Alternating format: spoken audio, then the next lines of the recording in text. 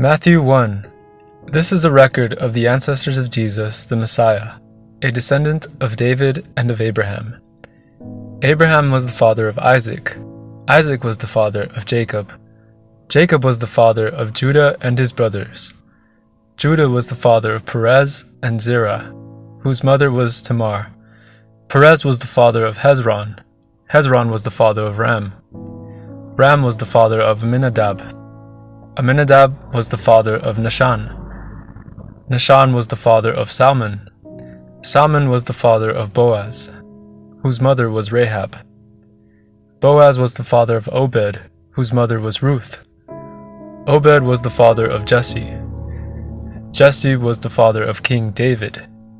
David was the father of Solomon, whose mother was Bathsheba, the widow of Uriah. Solomon was the father of Rehoboam. Rehoboam was the father of Abijah. Abijah was the father of Asa. Asa was the father of Jehoshaphat. Jehoshaphat was the father of Jehoram. Jehoram was the father of Uzziah. Uzziah was the father of Jotham. Jotham was the father of Ahaz. Ahaz was the father of Hezekiah. Hezekiah was the father of Manasseh. Manasseh was the father of Amon. Amon was the father of Josiah. Josiah was the father of Jehoiakim and his brothers, born at the time of the exile to Babylon. After the Babylonian exile, Jehoiakim was the father of Shealtiel. Shealtiel was the father of Zerubbabel. Zerubbabel was the father of Abiud. Abiud was the father of Eliakim. Eliakim was the father of Azor. Azor was the father of Zadok. Zadok was the father of Achim. Achim was the father of Eliud. Eliud was the father of Eleazar. Eleazar was the father of Matan. Matan was the father of Jacob. Jacob was the father of Joseph, the husband of Mary. Mary gave birth to Jesus, who was called the Messiah.